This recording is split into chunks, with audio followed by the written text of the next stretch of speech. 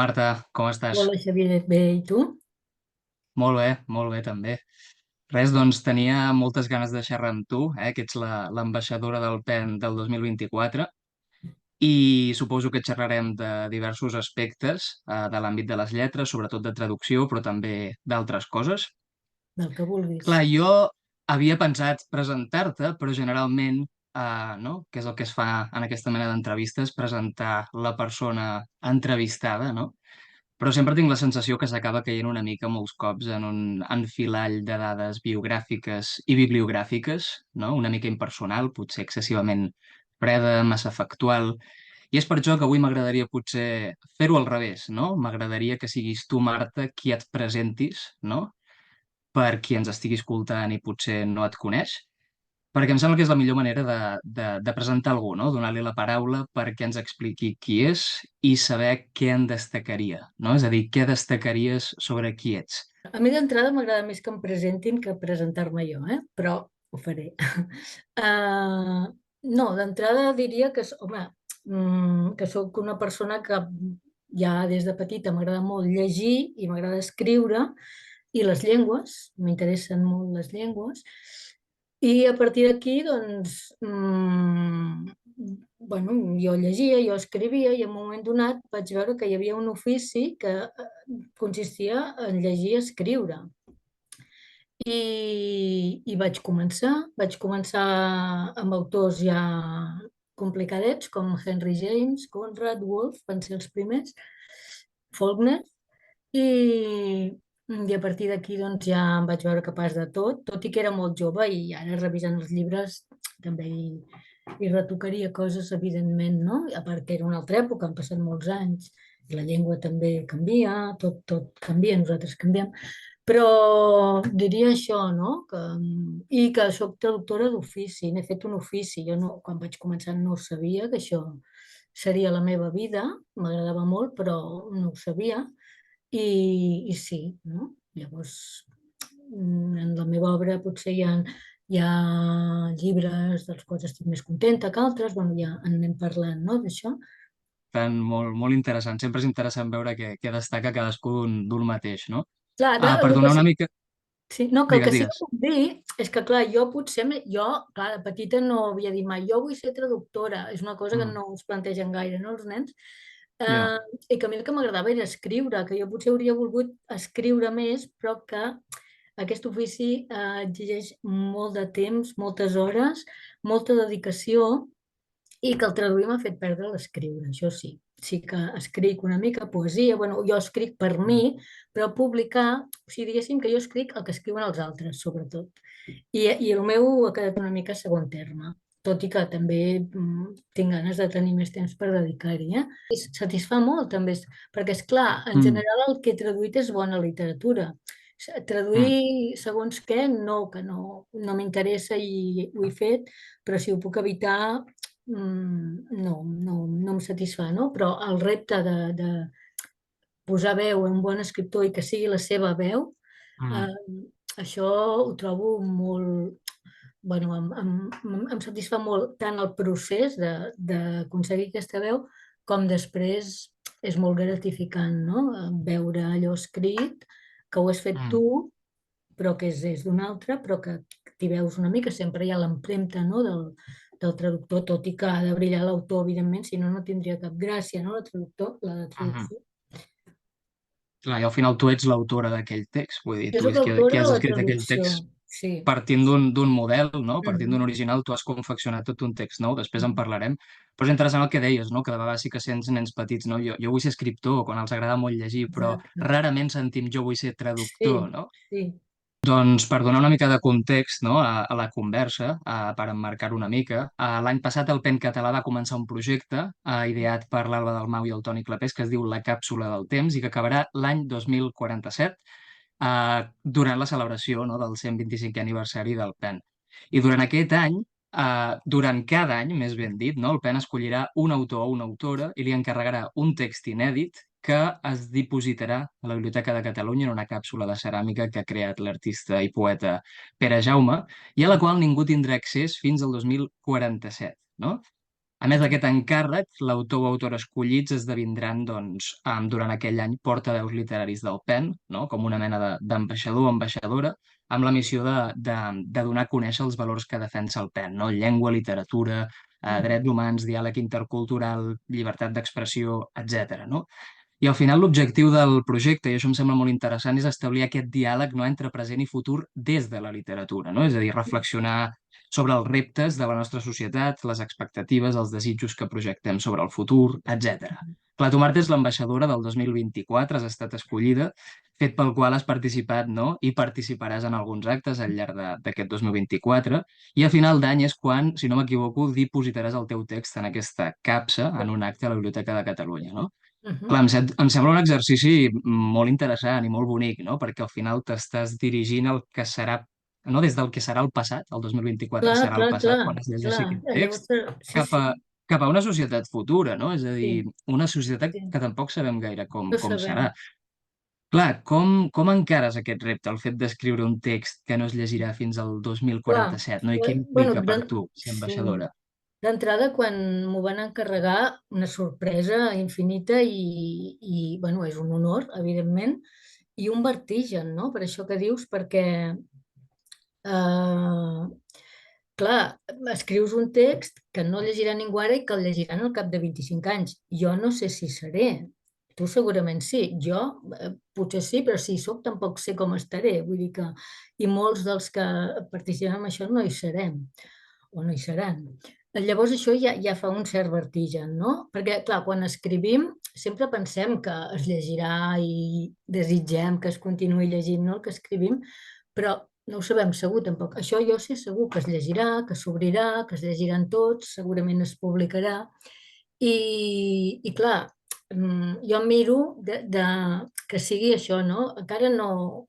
Tinc la idea, però no l'he fet encara i segur que quan m'hi posi doncs sortiran coses i canviarà, però una mica és això, no? Un diàleg des d'ara amb la societat que serem llavors. Clar, 25 anys, segons com, és molt, no? Perquè, i a més actualment, que passen tantes coses, Sí, tantes i, coses i constantment, tal com sí. està ara el món, que sembla que anem directes a la catàstrofe, no? Amb el canvi Mm. climàtic, bueno, tal, estem en aquest procés d'acceleració a mi em sembla bastant demencial, no? Clar, no sabem com serà l'any d'aquí 25 anys, l'any 47, però alhora 25 anys és molt poc també, no? Si mires englobat, jo penso, fa 25 anys, bé, doncs tampoc fa tant, no? Vull dir, per mi, tu potser sí que tens menys anys, però, o si ens ho mirem en la història, 25 anys és molt poc també, no? Vull dir que és això, no? I és una reflexió sobre el temps, no? I sobre nosaltres en el temps, nosaltres com a persona i com a societat, no? I bé, no sé encara ben bé la forma que tindrà, ni ho sabrà ningú, però, però bé, el faré i el llegirem o el llegireu quan sigui el moment. Esperem I que, tant. esperem que, Mm. que arribem bé a aquell moment, perquè de vegades sembla que tinc la sensació que no durarem gaire, o sí, no? Però o amb la llengua mateix, no?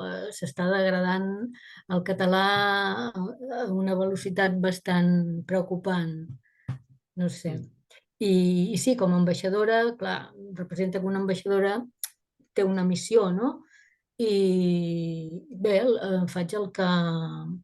Jo del PEN soc del comitè de traducció i del comitè de canvi climàtic, que són dos temes amb els que em sento mm, amb un professionalment i l'altre personalment que em preocupen o que m'agradaria poder-hi fer alguna cosa. M'agrada el PEN perquè és una entitat eh, que té molt en compte la literatura, la llengua, però que també fa coses pràctiques, no? Com la defensa dels drets lingüístics, dels escriptors perseguits, ara això del canvi climàtic. No sé fins a quin punt podem fer coses, no? Però almenys la intenció hi és.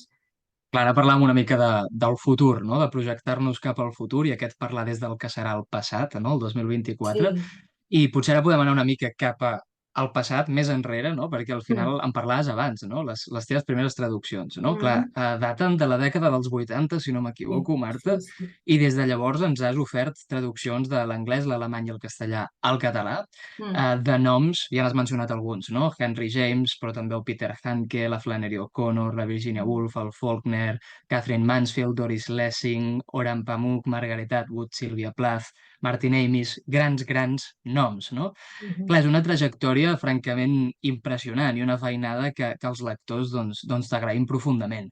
I et volia preguntar, i tenia molta curiositat per saber-ho, què li diries ara, no, des de l'experiència que has adquirit al llarg dels anys, de tot aquest camí que has recorregut, a aquella Marta que tot just comença a fer les seves primeres traduccions? Què li recomanaries? Què li explicaries? Què t'agradaria dir-li i, sobretot, què t'agradaria que sabés abans de començar aquest viatge?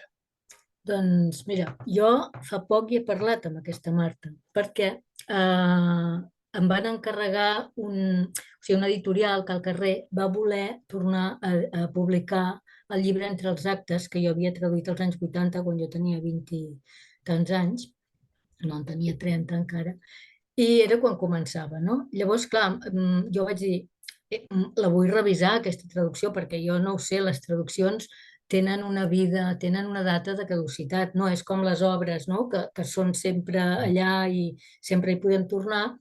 Les traduccions les anem renovant i en el cas del català això encara és més necessari que en altres llengües perquè als anys 60, 70 el català literari era més artificiós, més allunyat de la llengua viva, tot i que en aquella època teníem una llengua viva molt rica, tothom parlava bé, no? Amb els pronoms febles ben posats i amb una sintaxi catalana. Llavors, ara les traduccions són més... Si tu mires, en general, les traduccions que es publiquen actualment, hi ha un català literari bastant àgil, flexible, amb diferents registres, que te'l creus, no? En aquella època hi havia personatges persones amb poca cultura que et podien posar un no gens menys o un no obstant això al mig d'una frase que no era creïble, no? Perquè la gent no parlava així tampoc en aquella època. Bé, ens trobem amb aquests canvis lingüístics, no? En el meu cas, aquest llibre, Entre els actes, jo l'havia fet als anys 80, no deien no gens menys els personatges, vull dir, això, com que vaig començar a traduir per televisió molt aviat, i a televisió ja hi havia uns criteris de fer un català molt, molt normal, no? De coses que en aquella època en els llibres no m'ho deixaven fer, en la televisió sí que ho podia fer, no? Parlar més col·loquial. Per exemple, en aquella època, en aquest llibre que dèiem, Entre els actes, hi havia personatges així de... Bueno, clar, Entre els actes és un llibre on hi ha classes socials, no? Hi ha uns que fan una obra de teatre a casa seva, gent benestant que viu en mansions, i llavors hi ha la gent del poble, que són els actors, hi ha les cuineres, els criats. Llavors, en l'anglès es veu una mica els dos registres, no? I per exemple, la gent així, amb el registre més col·loquial, diguem, jo volia posar que diguessin dugues o les coses que fem servir i en aquella època no m'ho deixaven fer en les traduccions. Llavors el corrector ho arreglava, no? I ara sí, no? Llavors aquestes coses les he polit.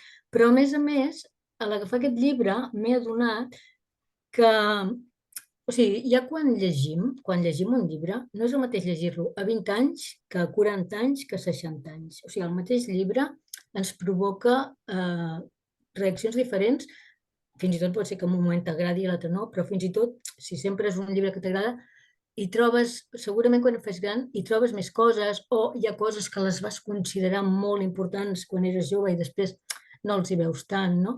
Llavors, amb una traducció passa igual perquè és una lectura, però molt més a fons, no? És una lectura exhaustiva, on no et passa absolutament res per alt. I al tornar-la a fer hi vaig trobar moltes més capes de significat, no? Que la primera vegada, llavors jo li deia a aquesta Marta, perquè clar, jo pensava, si jo ara fos la Marta de 20 i tants anys, jo m'enfadaria molt que vingués una traductora aquí molt més gran i em comencés a canviar el text, no? I me l'arreglés i jo ja l'he fet bé, no? Clar, molesta bastant, no? Que et retoquin i que et facin canvis en el text. Però, clar, jo li explicava això que deia que jo hi he parlat, no?, amb aquesta Marta, i que ara veig més coses i ens vam posar d'acord, eh? Al final va, va estar contenta perquè la traducció hi va sortir guanyant. I doncs això, no?, que bueno, en aquest cas vaig parlar en concret amb aquesta Marta i què més li diria? Li diria doncs que, bueno, que va pel bon camí, perquè clar, jo quan era jove era molt insegura, jo no ho sabia si ho feia bé o no, i bé, després sortia alguna bona crítica i ja deia que sí, però bé, clar, em faltava ofici sobretot, no?, perquè hi ha moltes coses que quan ja fa anys que ho fas te les has trobat moltes vegades i ja les has resolt i ja és diferent, no? O saps com resoldre-les. De vegades et trobes un paràgraf, per exemple, que no l'entens d'entrada i et sembla que no podràs, no? Dius, jo no me'n surto d'aquesta, no? Que això passa de vegades, però sempre hi ha una sortida, no? Si t'hi poses i vas donant voltes i vas furgant, sempre hi ha una sortida. Doncs li diria això, tranquil·la, que sempre hi ha una sortida. I, home, també li diria segurament que, bueno, potser una cosa que també li diria, perquè clar, la traducció és una feina, els que ho fem ens agrada molt, vull dir, és una feina que si no t'apassiona no la pots fer perquè és solitària, és ingrata, està mal pagada, això tothom ho sap. Llavors, li diria potser que no fes coses que he fet, que és perdre la salut per culpa de la feina, no? No dormir, aquestes coses, perquè ningú t'ho agraeix, això, al final, no? El llibre sortirà igualment, o quan feia traducció audiovisual era un ambient que et podien encarregar una cosa divendres a la nit per tenir-la dilluns al matí, vull dir, no tenies cap de setmana, i et pagaven quan et pagaven. Alguns encara deuen diners a traductors, i llavors et feien anar molt de pressa, i després la pel·lícula sortia al cap de mig any. Vull dir, coses així que de vegades, clar, t'hi va la feina i dius, ostres, però de vegades potser val la pena pensar una mica més en tu, no? Això li diria. Clar. I també que li diria que està molt bé traduir això, però que al traduir no li faci perdre l'escriure, que és el que m'ha passat. Sempre som a temps de canviar-ho, no? Creus que canviarà això, Marta? Que Bueno, potser la podràs intenció hi dedicar-te més a és, escriure? una mica sí, però vaja, Mm. no podré escriure el que hauria escrit, evidentment, ja Clar, han passat els anys. clar. Clar, has dit dues coses que m'han interessat molt, no, això del llarg del camí que vas agafant bagatge vital i lector, i per tant, quan et mires una traducció que vas fer Clar. al cap d'uns anys, dius, ostres, ara veig coses que no veia, capes del text que m'havien passat Mhm. desapercebudes, i també has mencionat com estan canviant algunes tendències, no sé si dir-ne de restriccions editorials, no? Que estem guanyant potser en versatilitat, el tema dels Mm. registres, no? Sí. Potser hi ha Mm. menys acomplexament, no? A l'hora d'utilitzar Sí, una llengua juganera, sí, desinhibida, sí. que sap utilitzar els registres, etc. Per Mhm. tant, creus que això està canviant, actualment? Sí, sí, perquè Sí? abans i també suposo que hi havia la por, com que el català és una llengua sempre amenaçada, que si ens permetíem aquestes coses Mm, perillava el català, no? Però jo trobo que és el contrari, com més segurs estiguem, menys mm, perilla i més lectors podem tenir, perquè hi ha gent jove que segons quins diàlegs no se'ls creuran, no? mm, Llavors, però és que ho tenim tot. Podem fer la llengua literària més elaborada i amb arcaïsmes, si volem, o fins a la llengua més estripada, més, si cal, amb algun castellanisme, perquè a vegades cal, no?, segons que hagis de, mm, de representar, i jo crec que ens ho podem permetre i que val la pena. Ara, mm. en català, actualment ens trobem que les traduccions en general tenen un nivell de qualitat, amb això que deies, no?, àgil, versàtil, que es pot llegir bé, però el català viu, el català que sents al carrer, el que parlen els adolescents, s'està empobrint d'una manera molt, bueno, moltíssim. No ho sé, jo, els adolescents, molts fills de pares catalans i que han parlat català a casa sempre, parlen sense pronoms febles. Mm, He comprat 4, aniràs?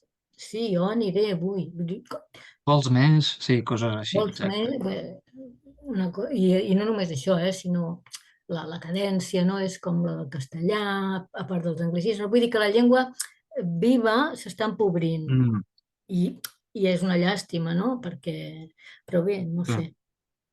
No I sé et fa com ho por que, veus per tu. exemple, es generi una distància, no? entre les teves traduccions, no? Que intentes, evidentment, doncs, oferir un Mm, català, evidentment, genuí, però alhora que mm. reflecteixi la realitat. M'imagino que has de fer uns equilibris, no? Que no sempre Sí, són fàcils, és tot sí. un repte. Però, clar, que es generi aquesta distància entre la manera de parlar ara que comentaves dels joves, Mm, no? Cada vegada més mm, potser castellanitzada, evidentment no de sí. tots, però sí que hi ha unes No, no de tendències. tots, però si mirem a Mm, l'àrea metropolitana àmplia, sí, Déu-n'hi-do, eh? Déu-n'hi-do. clar. Mm. Perquè jo recordo, no, fa uns anys, ara potser no ho sento tant, però fa uns anys gent que et deia no, jo no llegeixo traduccions al català perquè no em sonen naturals. I és la Ah, mateixa gent sí. que també et diu no miro doblatge, no, pel·lícules doblades Mm. al català perquè no em sonen bé, no em sonen naturals, quan Mm. realment el que falla aquí és que no hi ha un hàbit creat i Oh, consolidat, exacte. no? Per Quan, això no... quan, quan es va començar a doblar en català, molta gent ho deia, això, però estaven acostumats a veure un castellà i els cowboys no són pas castellans. I si tu Llavors, escoltes el doblatge al castellà tampoc sona natural realment perquè exacte, ningú és, parla és com una parlen qüestió en molts doblatges. d'acostumar-s'hi, simplement. Clar, és un hàbit, és un hàbit. Mm. Clar, ja has parlat d'alguns reptes, no?, que et trobes traduint, n'has comentat alguns. Clar, al final traduir no només grans noms, sinó traduir qualsevol llibre implica, m'imagino, una gran responsabilitat, no? Perquè jo sempre ho penso, hi ha lectors que només podran llegir aquell llibre i aquell autor a través de la versió que tu els Sí, n'ofereixes, clar. perquè no parlen la llengua d'origen, no? Mhm. Per tant, aquest sentit de la responsabilitat suposo que desemboca en molts reptes, també. Sí, Quins sí, són els sí. principals reptes que tu et trobes traduint? Clar, cada obra té les seves especificitats, m'imagino, i els Sí, seus cada reptes, llibre les és un seves repte dificultats. diferent, sí, sí. Clar, Però, però n'hi ha però, alguns de més sí. transversals, diries? O... Mm, a veure, d'entrada jo el que em proposo és que el llibre sempre sigui l'autor, o sigui, que no sigui la Marta Pera, no? Que sigui, això que deies, el lector només pot accedir a aquell autor a través del que jo li escriuré. Llavors, que sigui l'autor, evidentment sempre hi ha l'empremta de cada traductor, això és inevitable, tots tenim les nostres tendències, els nostres gustos, les nostres manies, el nostre entorn lingüístic. Jo soc molt partidària de parar molt l'orella eh? Però m'agrada que cadascú ho faci en el seu entorn perquè el català és molt ric i tenim moltes maneres de dir les coses, no? I de vegades això també els correctors, segons que dius, això no ho entendran. Dic, home, no ho entendran. Doncs sí, el diccionari hi és, que ho busquin. A mi em fa molta il·lusió trobar una paraula al diccionari que no conec i buscar-la. Vull dir, sembla com si ja no es pugui llegir en paraules que no entenem, no? Um, I els reptes, clar, no, és que és transversal, seria això, d'intentar que sigui l'autor, però cada llibre o cada autor, cada època, per exemple, la prosa del 19, de les Bronte, l'Austen no l'he traduïda, però també els autors del 19 tenen una prosa molt que si la traduïm literalment tal com és, el lector català actual no s'ho passa, això. Llavors, hem d'aconseguir que sigui prosa del 19, que no sembli actual, però una mica pentinada, no? Com si fos una perruca, però amb molta pols, i així, treure-li una mica la pols, pentinar una mica, que sigui àgil, que no sigui tan recargolat, tan refistolat com a l'original, però que tingui aquella cosa d'una miqueta rància de l'època, no? Això, per exemple, o autors com, com Faulkner, com Henry James, com Conrad, que són autors boníssims. Tu, quan veus la pàgina feta, és boníssima, però abans no t'ha quedat bé. Clar, són aquests estils amb aquestes frases subordinades i subordinades de subordinades i parèntesi que comencen una pàgina i acaben al cap de dues pàgines, això, Faulkner. Mm, Mm. Llavors, és que és cada autor un repte, o hi ha autors que el llenguatge és més senzill. Per exemple, fa poc vaig traduir a Peirogon, de Colum McCann, no sé si el coneixes, va sobre el conflicte Sí, israeliano-palestí. Palestina. Sí. És un llibre que m'ha agradat moltíssim traduir-lo, fer-lo, o sigui, he après molt, però Mm. el repte era de documentació, o sigui, les hores que jo vaig passar documentant-me, perquè és un llibre que parla de tot, de història, de política, de religió, de filosofia, d'art, de totes les arts, d'esport, o sigui, parla de tot. Clar, per parlar-ne, tu has de mirar, a veure, per entendre-ho i després dir-ho que s'entengui, no? Per exemple, hi ha llibres que exigeixen molta documentació o, bueno, això que dèiem dels registres. Els registres que dius em lliga perquè ara parlaves una mica, no? Traduir una novel·la del 19, hi ha una distància temporal que et posa uns reptes, o autors que parlen de moltes coses i t'obliguen a documentar-te, també comentaves. Però també de vegades, no? Traduir llibres sobre realitats socials que no són traslladables al català, no? De fet, fa poc vaig llegir Un home bo, costa de trobar, de la Flannery Sí, O'Connor, sí, publicat a l'altra editorial, i la sí, traducció em va semblar una filigrana lingüística, em va semblar interessantíssima interessant. lingüísticament per com tu has traslladat, no? Sí, El col·loquial de l'anglès del sud dels Estats Units al sí, col·loquial del català central, no? I t'ha sí. servit, abans parlaves, no? De jugar amb els registres, aquesta Mm, versatilitat, t'ha servit mm.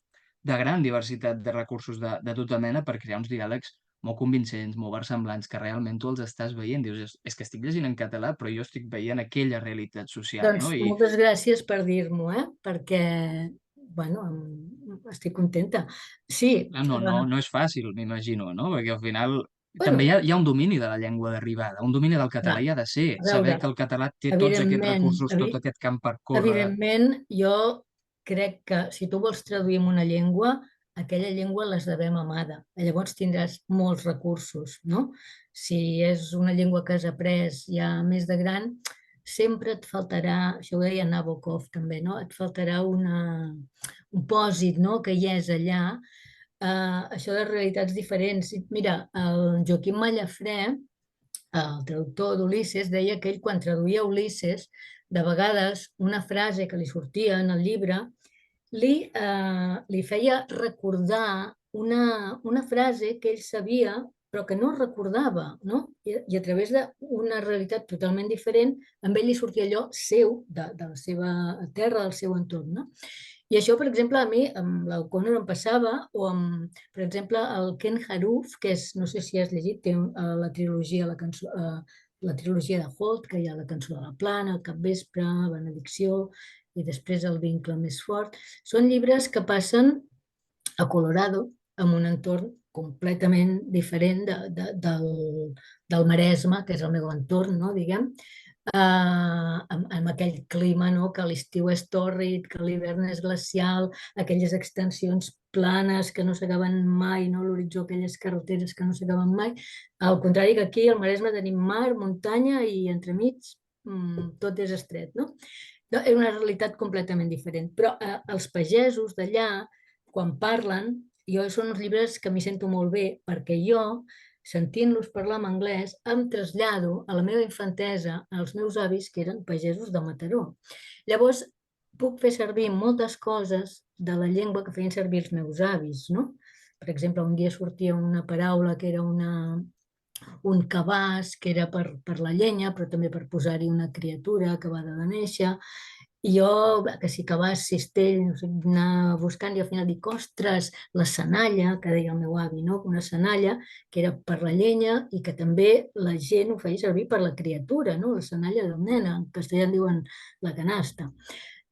Coses així, no? Doncs amb la Flannery O'Connor igual, o sigui, he fet servir, o sigui, és que si parem l'orella i tu passeges per Mataró i vas al mercat i sents la gent de més de 60 anys, parlen d'aquella manera. Sembla estrany, potser he posat un dit, però aquí la gent diu dugues, diu col·legit, diu nosaltres o nosaltres. Totes aquestes coses són normals, és la No, llengua no hi que ha l'hàbit, funciona. no?, de veure-ho escrit, potser No per hi ha això a la gent l'hàbit li i per això sobta, no s'ha sobta una creat l'hàbit. mica, però és Sí, com parlem. Vull dir que per mi no és difícil clar, perquè és com parlem. Eh? clar. Um, i clar, aquell ambient, a mi, allò era un anglès vulgar, no?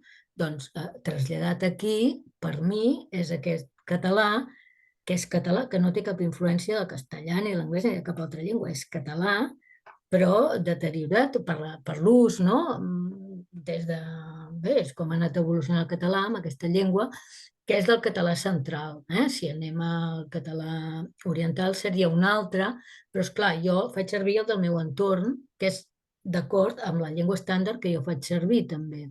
Seria absurd que jo anés a buscar dialectalismes, no? D'un lloc on parlen una altra variant del català per posar-ho en un llibre on el català estàndard és més o menys el central, no? Llavors em baso en el col·loquial del meu entorn, que és molt ric i molt divertit, I no sé, a mi la llengua col·loquial m'interessa i m'agrada molt poder-la fer servir. I potser és l'aneguet lleig dels registres, no? Sempre és el menys Sí, estudiat, el més sí, menystingut, potser fins fa sí. poc es deia el català vulgar, no? És Mm. vulgar, què vol dir? És un No, registre més que té els sí, seus sí. usos en uns contextos determinats, és Però és igual que, de vàlid que els més, altres. si tu t'hi fixes, es pot sentir professors d'universitat que diuen dues quan parlen i no dues, o coses, vull dir, quan parlem els catalans, si no ho fem expressament perquè volem Mm. parlar normativament, parlem un català d'estar per casa bastant. Jo de vegades tinc la sensació que hi ha una concepció sempre molt monolítica de la llengua, no? És a dir, el català normatiu és aquest i hem de parlar així. I dius, no, el català té moltes cares, no? I, i, i Té moltes hi ha cares, molts molts registres en una registres. llengua i molts contextos comunicatius i al final una I llengua és tant, sana i quan té tant. recursos per a desenvolupar-se en qualsevol context, en qualsevol registre, i el català els té els recursos, però de Totalment vegades d'acord. ens Mhm. han implementat molt aquesta idea, no? Potser des Sí, de sí, l'escola, aquesta concepció sí, sí, normativista, aquesta dicotomia, no? Correcta, incorrecta de la sí, llengua, sí, quan les sí, coses són adequades o no adequades en un sí, context, no? sí, Realment, perquè sí. potser I tant, i tant. dir alencems al bar amb els teus amics no és adequat, no? De la Exacte, mateixa manera exacte. que dir tio al teu cap, doncs potser No, tampoc ho serà. però en el company, segons com, doncs sí, i en un llibre també hi pot ser. Que també, Evidentment. també observem, quan ja tenim una edat, que des de que vau començar a fer català a l'escola, el català Mm. ha canviat, el català viu que es parla, no? Perquè hi havia, no tothom i no tot arreu, no? Però hi havia expressions molt col·loquials que ara es diuen d'una altra manera, que no és que siguin incorrectes, però que no eren les naturals. Els nostres pares no les deien. O, per exemple, no sé, nosaltres sempre hem dit dimarts que ve, i ara molta gent diu el proper dimarts. Això per mi és un calc del pròxim martes. Vull dir, dimarts que ve, dimarts vinent, era la manera normal. El proper dimarts no és incorrecte, però a mi no em sona natural, no? I com aquesta n'hi ha moltes que, o sigui, s'està com perdent el català, que jo en dic natural, no? Més genuí, no? Potser. Genuí, Clar. sí. Ja has comentat alguna cosa sobre això, però m'agradaria anar-hi una mica, perquè al final ara estem parlant de llengua, de traducció, de Mm, literatura, no? I al final és important parlar-ne, perquè a mi em sembla també que les obres que ens oferiu d'altres llengües també tenen una incidència en la cultura pròpia, en la manera com ens mirem la sí. cultura Mm, pròpia, les traduccions que hi ha al mercat influeixen com escriuen els escriptors I catalans, tant. perquè al final és el que Mm, llegim i gràcies a clar, vosaltres clar. podem llegir certs llibres que no podríem llegir. Per tant, aquí hi ha una incidència important en la cultura pròpia, però alhora les condicions materials són les que són i també n'hem de parlar de les condicions materials. Abans ho has Mm, comentat, no? Tu has pogut fer de la traducció el teu ofici, hi ha mm. molta gent que això no ho pot fer, no? Bé, Que s'ha de dedicar a altres coses. m'he hagut de dedicar, m'he hagut de buscar feines complementàries també, eh? Clar, això és el que anava cap aquí, no? De dir, no em puc dedicar només a la traducció, perquè Sí. està molt mal pagada, Mm, no ens hi podem guanyar la vida, hem de fer altres feines mm, mentrestant, vull dir que hi ha una mica aquestes dinàmiques, no? Aquesta sí, precarització. sí, Però sí. alhora, i a veure tu com ho veus, també és veritat que hi ha algunes tendències que estan canviant pel que fa com es valora la figura del traductor. Per Mm, exemple, els vostres noms a les cobertes. Ara ja la majoria d'editorials ho fan, hi ha sí. alguna excepció encara, però us donen més visibilitat. Mm, Ara em diràs si n'hi ha prou, si creus que tens prou visibilitat com a traductora. mm, També jo he notat que ara hi ha molts lectors, i això potser fa uns anys no ho veia tant, que decideixen que llegiran un llibre en funció de qui l'ha traduït. també. I potser no saben res d'aquell autor ni d'aquell llibre, però diuen, si l'ha traduït la Marta Pera, el vaig a buscar. És veritat, sí. I això és molt bonic, no? Sí. Clar, aquesta responsabilitat que teniu, tots aquests reptes que hem comentat, no? I aquesta incidència que teniu en la cultura pròpia, tu creus que això està en correspondència amb com es valora la vostra feina, des del punt de vista econòmic, Mm, visibilitat, etc? Què s'ha de reivindicar encara, sí. creus? Econòmic, no. No, perquè un traductor que treballi 8 hores al dia o 6 hores, posem, 5 dies a la setmana, no pot viure de la traducció. No? Llavors sempre hem de buscar complements. No sé com s'hauria d'arreglar perquè també és una feina que no es pot comptar per hores, perquè de vegades potser per una frase pots estar 3 hores buscant i això ja depèn de cadascú. Però si unes tarifes, ara cobrem la traducció literària, la cobrem per pàgina, per espais, doncs a pujar les tarifes, i això ho trobo que seria imprescindible bueno, si es considera... Perquè, clar, ara representa que sí, que estem ben valorats i sortim, ens fan entrevistes a la televisió i es posa el nom a la coberta del llibre, et fan entrevistes com aquesta, sí, no? Però, però a la pràctica una feina ben valorada és una feina que la persona que la fa pot viure mitjanament bé, no? I no és el cas, no és el cas, la veritat és que no. I quan a la visibilitat, hem guanyat moltíssim, no? I això del llibre de la portada, que la gent pugui triar, mira, aquest autor me'n fio, doncs sí, això està molt bé. A mi m'agrada més parlar de reconeixement que de visibilitat. A mi, que surti la meva foto a la portada del llibre, no, m'és igual o m'estimo més que no. Vull dir, bueno, a la solapa, que hi ha editorials que ho fan, bueno, està bé, però m'és igual això. Però que si citen un fragment d'un llibre que he traduït jo, que no es pensin que l'autor l'ha escrit en català, que diguin el nom del traductor, o quan es parla dels llibres, a la premsa, a la televisió, etc., si són estrangers, que es digui el nom del traductor. O ara hi ha una polèmica, no sé si ho saps, amb el teatre, Sí, sí, no? sí. Que Teatre lliure, s'estan sí. fent servir traduccions de traductors que tenen nom i cognoms i que hi han dedicat moltíssimes hores, es fan adaptacions i, i I el seu endavant, nom no? no surt enlloc, I no? el seu nom no surt enlloc, ni han tingut cap retribució quan els que ho fan Mm. cobren i, a més, segurament tenen subvencions. Vull dir, Mm. aquestes coses sí que s'haurien de... O sigui, si s'ha fet una feina, hi ha d'haver un reconeixement mm, aquest de prestigi, o com n'hi vulguis dir, i econòmic, també. Mm. És que al final, vull dir, el món de la cultura ja per si està prou Sí, precaritzat, però també hi ha una mica la idea, i això jo ho percebo no només en traductors, correctors, escriptors, que sí, com que ens agrada el que fem i ens sí. dediquem al món de les lletres, sembla que vivim una mica no? És Com si que no és haguéssim de això. pagar el lloguer, com si no haguéssim de menjar, Sí, perquè el sí, que fem ens dona una satisfacció sí, sí. intel·lectual, si vols, no? Que I és com si hi hagués veritat, aquesta... és veritat, perquè si no, no ho Sí, faríem, perquè però els una que cosa no fem treu l'altra. és que ens Clar, agrada, però hem de viure. Vull dir, no, exacte, no... A mi exacte. moltes vegades m'han demanat d'anar a un club de lectura o coses sense cobrar, no? Mm. Abans ho feia, però va arribar un moment que dic, ostres, però jo un club de lectura me l'haig de preparar i haig de dedicar hores a Hi ha preparar-me. una feina, evidentment. El fet d'haver traduït un llibre no implica que jo pugui parlar perfectament bé d'aquell llibre. Vull dir, jo amb les coses me les preparo. No sé, o allò, mira, em pots traduir això, que, bueno, hi dedicaré unes hores, no? Sí, Mm. sí, i no som els pitjors, els traductors, molta gent està en el món de la cultura, eh? Vull dir, no Mm. vull anar de víctima que siguem els pitjors, però no, es podria millorar, i tant, i tant. Sí, i hem d'anar tots de la mà, no?, per millorar les condicions Clar. d'escriptors, correctors, traductors, perquè al final Mm. tot està... I cada vegada sembla que anem a més, no? Les tarifes es van reduint i dius, què Sí, passa aquí? no, i a més el nivell de vida puja d'una manera I el nivell de vida puja, exorbitant lloguers, sí, menjar, tot cada sí, vegada més car, sí. vull dir, és complicat. Sempre ho ha sigut, Doncs, pels traductors sempre ho ha sigut, de complicat aquesta sí, part, però bé, sí. Vull dir, no és ara. s'han d'anar fent equilibris. Sí, Sí, sí. Per anar acabant, Marta, clar, abans he dit que tens moltes facetes i tu m'has dit com tothom té moltes facetes, però ara parlarem de les teves perquè realment, clar, a banda de traductora literària, ha sigut traductora audiovisual, ha sigut sí. correctora, ha sigut Mm. redactora i professora de català. I el 2019, no, guanyes el Premi Recull de Blanes amb el llibre de poemes La quinta essència de la pols, publicat a Pagès Editors.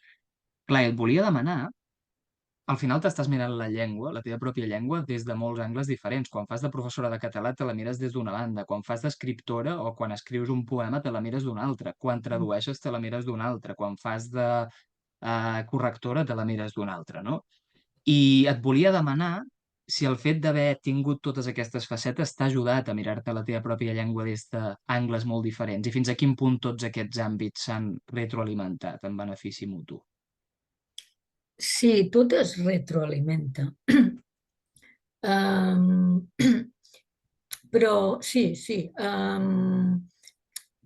O sigui, per exemple, el fet de, quan vaig fer traducció audiovisual, feia just també, no? I havia d'adaptar la frase, que en anglès normalment és més curta, a la catalana, que és una mica més llarga, o de vegades s'havia d'escurçar.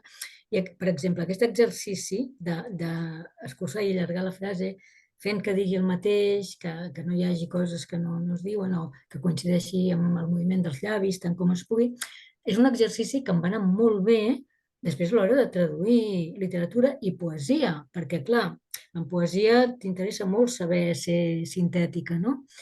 I al revés, llegint poesia entres o et fa obrir la ment d'una manera que després a l'hora de traduir també tens més recursos. Sí, tot es retroalimenta.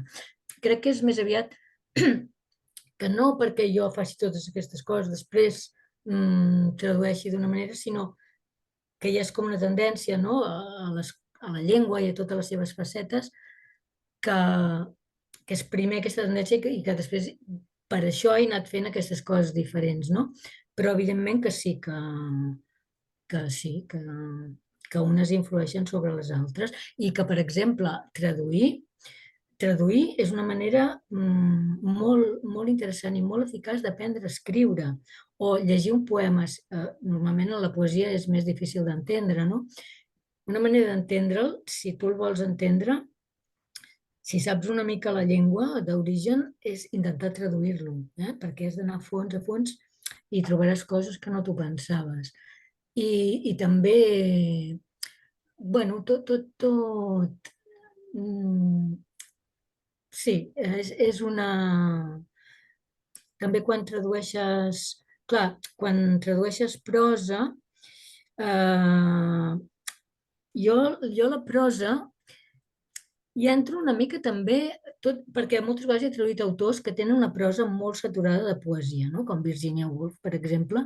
Llavors hi entro també mirant-me molt el ritme de la frase, coses que es fa més aviat en poesia, però que normalment els traductors, bé, diguem, els bons traductors ho miren, no? I clar, mm, sí, clar, és una mica diferent traduir prosa que traduir poesia, el resultat també serà diferent, però traduir prosa, si tu tradueixes una novel·la, un conte, un assaig, ho pots fer més o menys bé i el resultat serà una novel·la, un conte o un assaig. Si tradueixes un poema, pots traduir molt bé el significat, no? Les que diuen aquelles paraules, però el resultat no necessàriament serà un poema, no? Perquè hi ha d'anar tot, o sigui, la forma, els encavalcaments, les pauses, les estrofes, ja no diguem si hi ha mètrica i rima, els dobles sentits, tot, clar, un poema és com una punta d'iceberg, no? Que et diu unes coses però te n'està dient moltes més, tot això hi ha de ser, no? Llavors, si has escrit poesia, doncs potser estàs més entrenat també amb la prosa, a veure aquestes coses, sí, tot alimenta. I com deies abans, els escriptors, evidentment, mm, s'alimenten del que escriuen els escriptors del país, però si no tinguéssim el que ve de fora, com deia George Steiner, viuríem en províncies que llinden amb el silenci, no? Vull dir, Mm. clar, la literatura és un diàleg de cultures, de llengües, tot unes s'alimenten a les altres. Clar, perquè això de vegades se'ls demana als escriptors, no? Quins autors t'han influït? I de vegades també podrien demanar-los quins traductors de casa teva t'han influït? Perquè Ah, a mi em pot haver influït el teu Orlando, per exemple, o els Faulkners de l'Ester Tallada, o vull dir que aquí hi ha un model de llengua que després sí. Mm, a tu t'és útil quan escrius, no? I mm. són els traductors de casa teva els que te l'estan oferint i de qui estàs aprenent. No només aprens dels autors de casa i de fora, no? També aprenem dels nostres traductors. Per això reivindico molt el vostre ofici i realment la feina que feu la necessitem, com dèiem abans, per tenir una cultura sana i forta i normal, no? Que al final és a què aspirem, una cultura normal. Sí. Mirta, si et sembla, acabem amb un qüestionari molt ràpid que demanen respostes molt i molt breus, però no sempre seran preguntes senzilles. A veure què A et veure, sembla. que no siguin difícils. El llibre que has traduït pel qual sents més afecte, pel motiu que sigui. Tinc un efecte especial que són els diaris de Catherine Mansfield, perquè és un llibre que, bé, Catherine Mansfield és una autora amb qui em sento molt afí, que he traduït moltes coses d'ella, sempre per iniciativa pròpia, i aquests diaris els vaig fer per iniciativa pròpia fa molts anys, i em van donar un petit ajut, vaig fer la traducció i no trobava cap editor que s'interessés, no? I el vaig tenir molts anys amb un calaix. I de tant en tant preguntava a algun editor, però no, ningú em deia res. Finalment, al cap de potser 15 anys, molts anys, vaig fer un tuit que deia: tinc els diaris de Catherine Mansfield traduïts. Algun editor li interessen? Llavors em va contestar la Núria Iceta dient: a mi m'interessen, parlem-ne. I li agraeixo molt, i llavors ja van sortir. I és un llibre que bueno, és una autora que té un... O sigui, és boníssima. Els contes, no sé si els has llegit, els contes de Catherine Mansfield, te'ls No els he recomano, llegit. te'ls recomano molt. Hi ha una edició de proa que hi ha en tots els Mm, contes, i sí. per mi és de les més bones escriptores de narrativa breu. Mm. Passa que va morir a 34 anys i va deixar poca obra feta, però els diaris la coneixem a fons perquè va estar malalta pràcticament tota la vida, i la seva lluita amb l'escriptura, no? I el que significava l'escriptura era la vida per ella, seria aquest el llibre. El llibre amb què més t'has barallat, traduint? Que Amb què hagis trobat més difícil, més... Um, a veure, per diferents motius, n'hi ha de diferents. Potser, a veure, els del principi, que el Faulkner, per exemple, em va costar molt. És que no n'hi ha un. Hi ha un llibre que potser podríem dir aquest, que és un llibre que es titula A Grand Central Station em vaig asseure i vaig plorar, d'Elizabeth Smart. És una història preciosa, però és com un poema en forma de novel·la.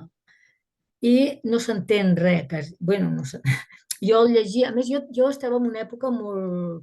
Clar, els traductors també tenim la nostra vida, no? Jo estava en una època molt complicada de la meva vida i estava com més ofuscada, diguem, i em va costar molt... O sigui, llegir els paràgrafs era allò que no entenia qui parlava, a què es referia, no entenia res. I anava traduint, i al final, bueno, vaig llegir molt sobre l'autora, després vaig escriure un article al Núvol per la gent que llegeixi el llibre perquè tingui una guia, perquè si l'entens és preciós, és una història d'amor eufòrica, és com una borratxera, no?